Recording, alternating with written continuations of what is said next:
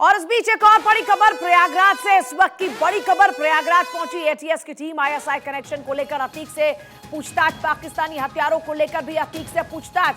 अतीक और अशरफ से पूछताछ करेगी एटीएस की टीम। बड़ी जानकारी इस वक्त देखिए, आईएसआई कनेक्शन को लेकर भी अतीक से पूछताछ होगी।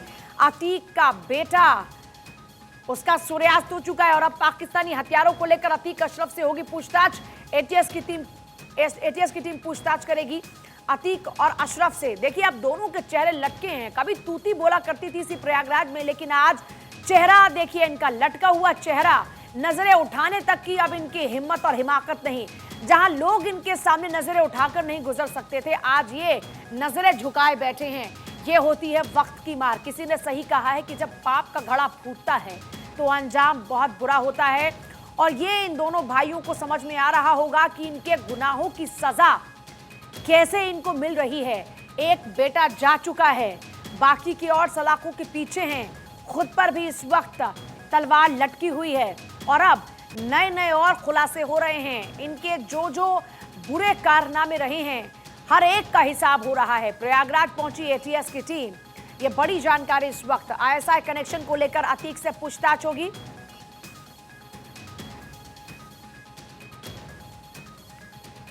और प्रयागराज से इस वक्त अवनीश विद्यार्थी हमारे साथ जुड़ रहे हैं। अवनीश को सीधे रुक करेंगे ज्यादा जानकारी के लिए। अवनीश, अब पाकिस्तानी कनेक्शन भी एस्टैब्लिश हो रहा है, इसको लेकर भी पूछताछ होगी?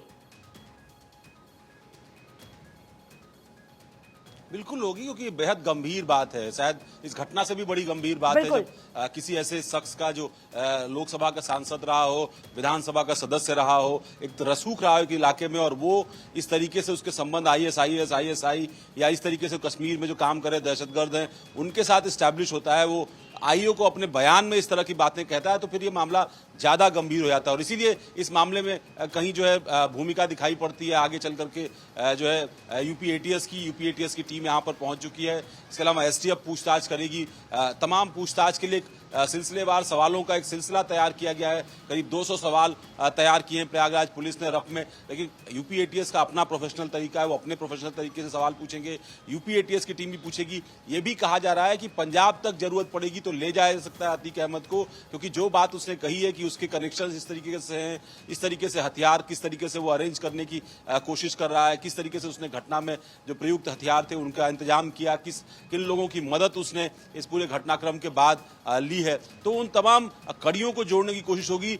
जेलों से जेलों का जो कनेक्शन है वो भी बेहद गंभीर है। ये भी चेक होगा कि साबरमती की जेल में आखिर अतीक अहमद रह करके किस तरीके से तमाम जेलों में बंद अपने साथियों के साथ संवाद कर रहा था, अपने गुर्गों के साथ संवाद कर रहा था। उसकी अपनी पत्नी से लगातार बात हो रही थी, अपने करीबी रिश्तेदारों से बात हो रही थी।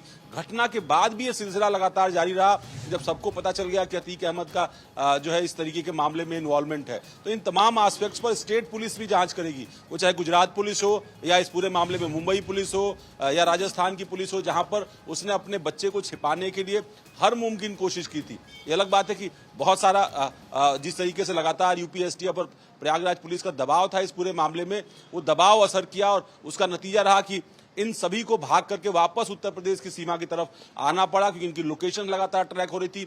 इनके करीबी लोगों ने भी इनकी मदद करने से हाथ खड़े कर दिए थे।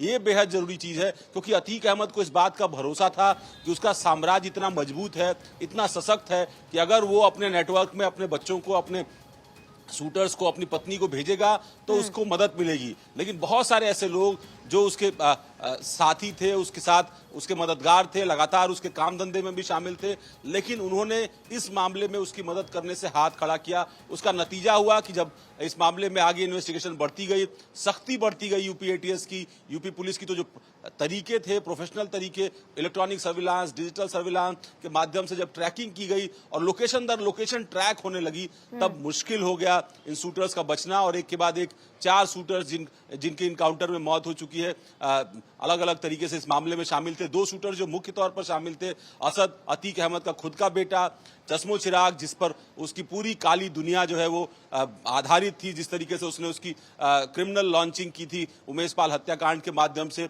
वो मिट्टी में मिल गया और अब आज सुपुर्दे के खाक होगा। तो ये सब चीजें ऐसी हैं, उसकी तैयारियां बेहद चल रही हैं। जो डेड बॉडीज हैं वो झांसी मेडिकल कॉलेज से लेकर के प्रयागराज लाई जाएंगी और यहाँ पर उसी इलाके में दफनाई जाएंगी जहां पर अतीक अहमद के पुरखे यानी अतीक अहमद के पिता, उसके दादा, तमाम सारे लोग जो है वो दफनाए गए थे। लेकिन ये बात जरूर है कि अतीक अहमद के लिए शायद ये बेबसी की सबसे बड़ी बात होगी कि वो इतना ताकतवर रहा, हजारों करोड़ का उसका साम्राज्य रहा, लेकिन आज वक्त ऐसा भी आया है कि वो खुद अपने बेटे के जनाजे में नहीं शामिल हो सकता, शायद उसके परिवार का कोई नहीं शामिल हो सकता, क्योंकि उसके भाई जेलों में बंद हैं, 2 भाई वो बाल संरक्षण गृह में है, माँ फरार है। ये भी बड़ा सवाल है, माँ फरार है, भाई ऑलरेडी जेल में है, चाचा जेल में है, बाप जेल में है, सब तो जेल में ही है, और जो नहीं है वो फरार हैं। तो कौन आएगा इसके जनाजे को कंधा देने के लिए?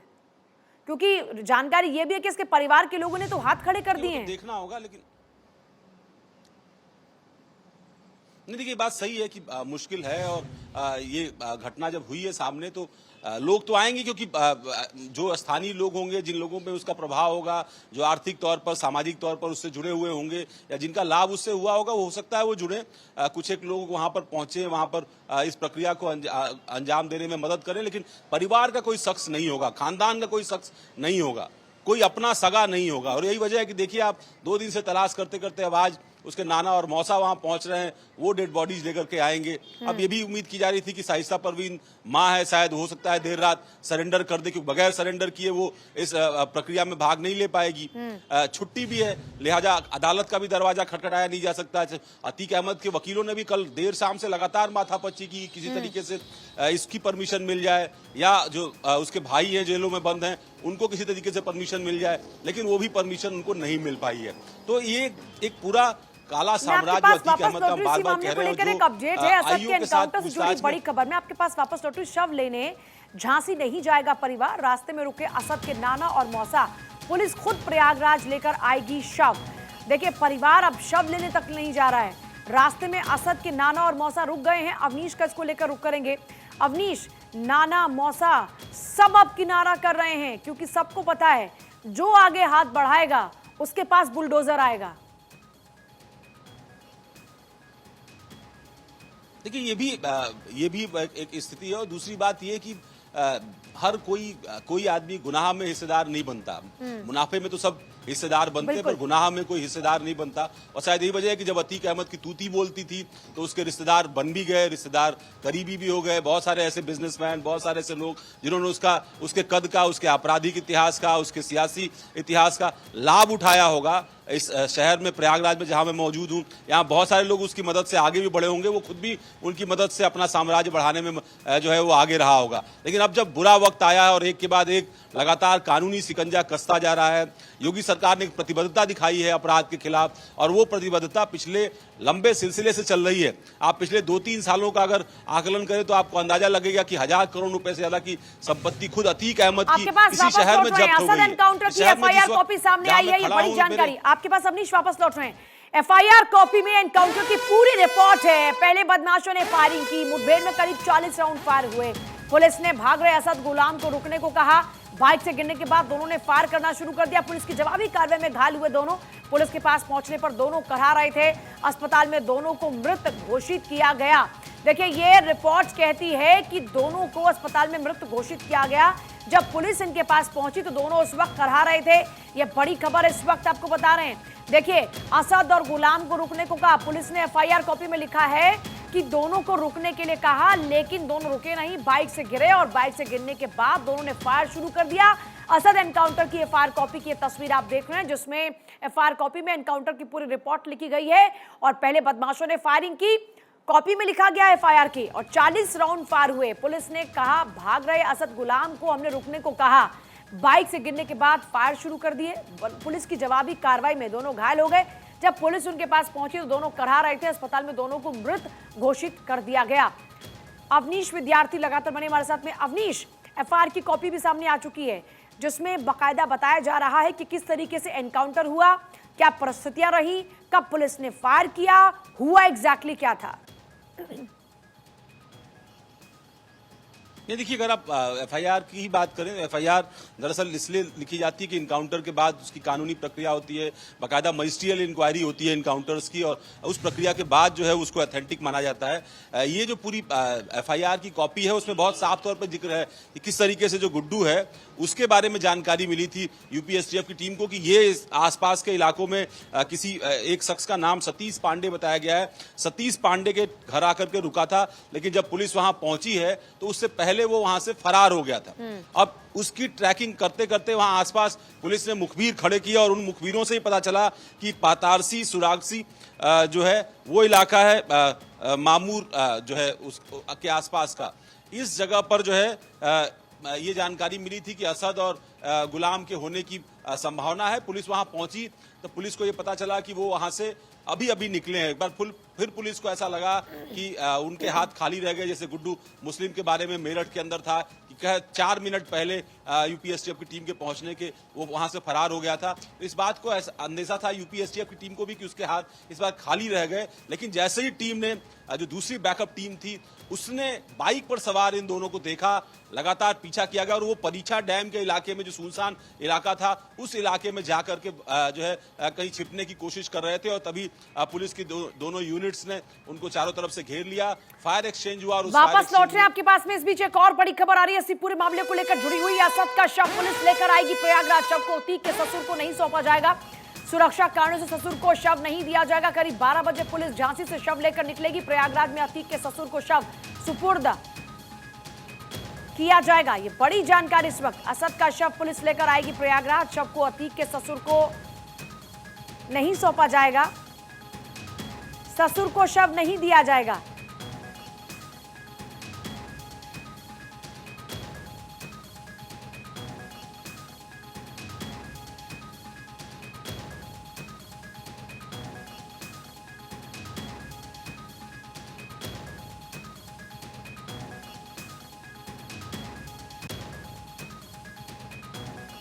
करेंगे सीधे।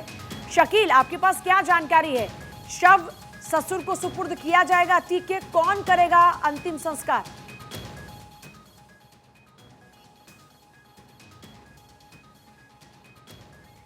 शकील,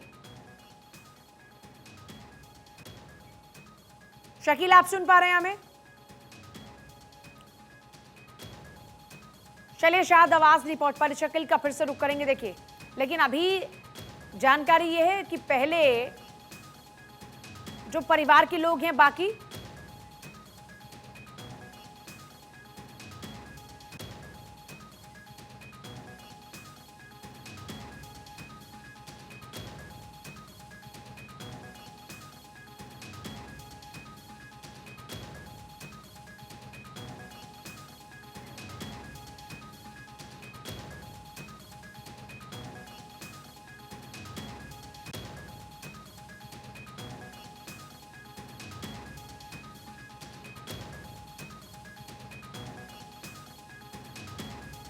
देखिए, बड़ी बात यह है कि असद अब नहीं रहा। असद का एनकाउंटर हुआ।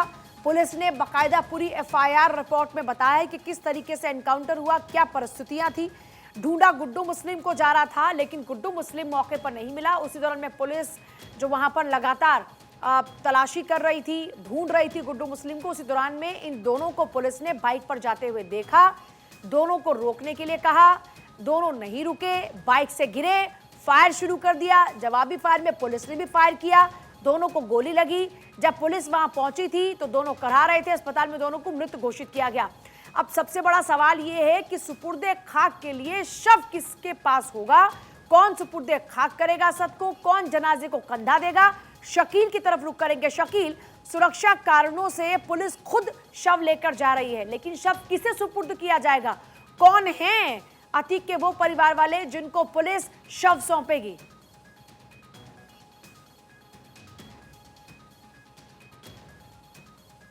और गुलाब के परिजन जो है उनको शवों को लेने आ रहे हैं, जबकि एसटीएफ ने भी अपनी एफआईआर में ये कहा है कि उनके परिजनों को सूचना दे दी गई है। लेकिन उसके बावजूद भी अभी तक ना तो गुलाम के परिवार के लोग यहाँ तक पहुंचे हैं और ना ही असद के लोग यहाँ तक पहुंचे हैं। और यहाँ स्थानीय पुलिस प्रशासन से जब मेरी बातचीत हुई है तो उन्होंने साफ तौर से इस बात को इनकार किया है कि मुझे इस बारे में कोई जानकारी नहीं है कि असद के और गुलाम के परिजन झांसी कब पहुंचेंगे। देखिए शकील वहां पर लगातार जानकारी दे रहे। शकील, कितनी देर बाद असद के शव को लेकर पुलिस निकलेगी? देखिए अभी तक जो संभावना जताई जा रही है कि पुलिस जो है कब तक यहाँ से शवों को लेकर निकलेगी, लेकिन साथ में एक चीज और यहाँ पे चल रही है कि शायद असद के परिवार के लोग जो है झांसी शव लेने के लिए पहुंच रहे हैं। और ये इस बात की अभी पुष्टि नहीं हुई है कि झांसी पुलिस असद के शव को लेकर और गुलाम के शव को लेकर प्रयागराज पहुंचेगी या स्थानीय पुलिस असद के शव और गुलाम के शव को प्रयागराज पहुंचेगी। इस बात के लिए अभी तक इस बात की पुष्टि नहीं की गई है कि कौन शव को लेके जाएगा। लेकिन जिन डॉक्टरों ने यहाँ उन दोनों का पोस्टमार्टम किया है, डॉक्टरों का कहना यह है कि अगर पुलिस प्रशासन या स्थानीय प्रशासन शवों को नहीं लेता, उनके परिजन अगर यहाँ पर शवों को लेने नहीं आते हैं तो हम स्थानीय प्रशासन को दोनों के साथ सौंप देंगे। तो पुलिस लेकर जा रही थी ना शव, उसके लिए पहले परिवार वाले पुलिस से बात करेंगे। अभी जरा थोड़ा तस्वीर साफ कीजिए कि क्या होगा आगे, क्या प्रक्रिया रहेगी आगे? आगे प्रक्रिया यही है कि जो एक रूटीन प्रक्रिया होती है, अगर कोई किसी परिजन अगर अपने संबंधित मृतक व्यक्ति का शव नहीं लेते हैं तो या तो फिर स्थानीय प्रशासन उनको सुपुर्द के खाक करता है। मैं आपके पास वापस लौटती हूँ अवनीश के लिए, मैं इसका रुख करूंगी। अवनीश, देखिए दो चीजें इसमें बहुत महत्वपूर्ण है। जो सवाल अभी आपने शकील से पूछा, इसमें सबसे बड़ी बात यह है कि एक अपराधी है जिसका इनकाउंटर में जिसकी मौत हुई है, लेकिन उसका बाप जो है वो एक सियासतदान रहा है, एक प्रभाव उसका एक इलाके में रहा है, एक वर्ग पर उसका खासा प्रभाव रहा है। तो ऐसे में इस बात का कोई सियासी फायदा ना उठा सके, किसी और तरीके से इसका माइलेज लेने की कोशिश ना हो, ये भी ध्यान रखना पुलिस की जिम्मेदारी है। इसलिए लॉ एंड ऑर्डर के लिहाज से प्रयागराज को छावनी में तब्दील कर दिया गया है, खासतौर पर उस इलाके में जहां अतीक का घर है, जहां पर वो कब्रिस्तान है, जहां पर संभावित तौर पर असद को दफनाया जाएगा। उन तमाम जगहों पर सुरक्षा के इंतजामात मुस्तैद किए जा रहे हैं। एलआईयू और दूसरे इंटेलिजेंस यूनिट्स को भी सक्रिय किया जा रहा है ताकि किसी भी तरीके का प्रोटेस्ट, किसी भी तरीके की इस तरह की चीज वहां पर न हो सके। ये बड़ी जिम्मेदारी है और इसीलिए जो डेड बॉडीज हैं उनको हैंडओवर करने से पहले इन तमाम चीजों को भी पुलिस प्रशासन सुनिश्चित कर। टाइम और लगेगा। कबर है 6.5 फीट लंबान, 8 फीट गहरान है, 2.5 फीट चौड़ान है। अच्छा, कब की कबर खोदने का काम कर रहे हैं और कितने की कबरें हैं उनके परिवार में? उनके दादा की भी कबर हुई है, दादी की भी? हाँ, दादा की कबर हमने खोदा, उनकी दादी की कबर हमारे वालिद साहब खोदे हैं। हमारे सर में जितना बाल न होगा उससे ज्यादा तो मुर्दा हम दफन कर चुके हैं। परिचय दे दीजिए। जानू खान। तो देखिए वहां पर कब्र खोदी जा रही है और उसी कब्र में असद हमेशा हमेशा के लिए दफन हो जाएगा और ये उसका आखिरी सफर होगा। यहाँ पर आकर उसका नामो निशा सिर्फ मिट्टी में ही मिल जाएगा। और वहां पर आप तमाम तस्वीरें भी लगातार देख रहे हैं साइड में कि किस तरीके से कब्र खोदने का काम चल रहा है। अवनीश, आप बात पूरी कीजिएगा।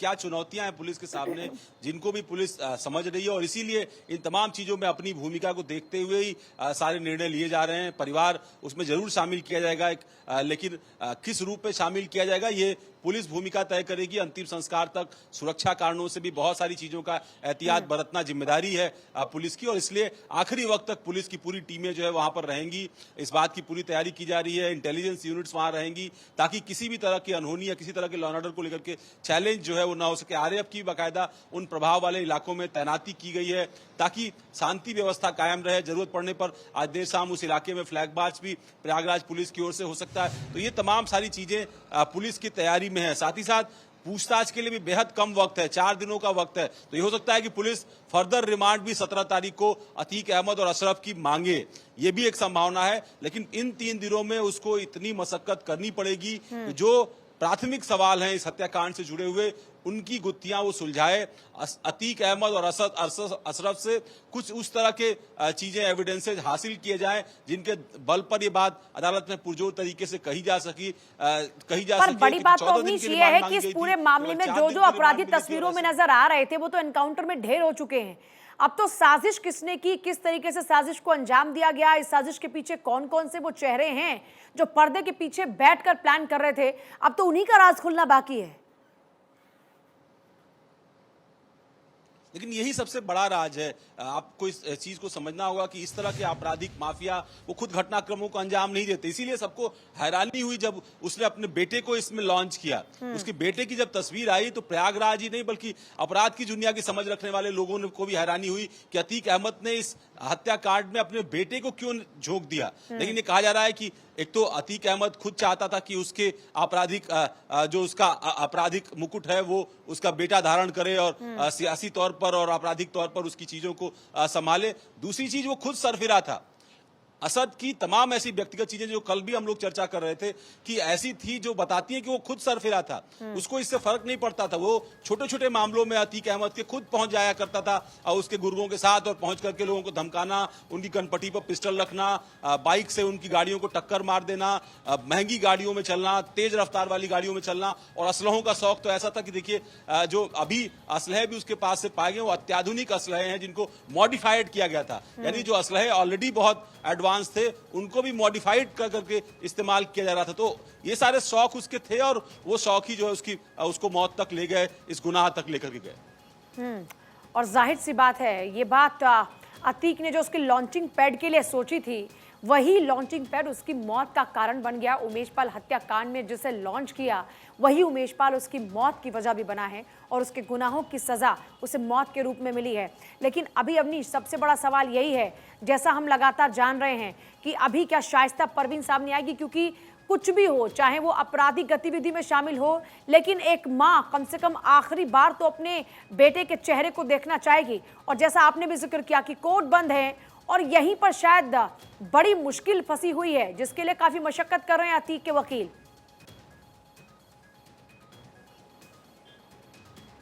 देखिए आप सही कह रही हैं, लेकिन ये भी बात समझ में आती है कि अपराधियों का दिल नहीं होता, और दिल होता तो शायद दूसरी माँ की कोख भी उजाड़ने से पहले वो 1000 बार सोचते। इस मामले में भी अगर आप ये तस्वीरें देखें, एक बेटा खोया है अतीक अहमद ने, अभी उसके और भी बेटे हैं, लेकिन बहुत सारी ऐसी माएँ, उमेश पाल की माँ का उदाहरण देख लीजिए कि लगातार अदालतों के चक्कर लगा रहा था उमेश पाल, लगातार अदावत उसकी अतीक अहमद के साथ थी और उसको हर बार ही लगता था कि जाने कब उसकी हत्या हो जाएगी। उसके बाद सिक्योरिटी के अमले में तमाम सुरक्षाकर्मी रहते थे। कुछ सुरक्षाकर्मियों के परिवार से मेरी कल देर रात भी बात हो रही थी। रायबरेली में एक परिवार है जो उमेश पाल के साथ, जिनके पति जो है वो सुरक्षा में काम करते थे, वो परिवार भी कल बेहद खुश था। खुश महज कुछ दिनों पहले ही उनके पति की मौत हुई थी, लेकिन उनको इसी बात से सुकून था कि चलो जिसने मारा उसकी पुलिस इनकाउंटर में पुलिस ने जिसकी सेवा उसने लंबे वक्त तक की थी, शहादत जो है अपनी दे दी और उस पुलिस ने जो है उसको इनकाउंटर में मार गिराया। तो आप देखिए कि संतोष किस स्तर पर है, किस लेवल पर आपको संतोष हासिल करना पड़ रहा है। तो ऐसे अपराधियों के लिए, और शाइस्ता परवीन, अतीक अहमद, अशरफ, इनके लिए मौत कोई बहुत बड़ी चीज नहीं है। परिवार को हमेशा के लिए सदमा मिलता है,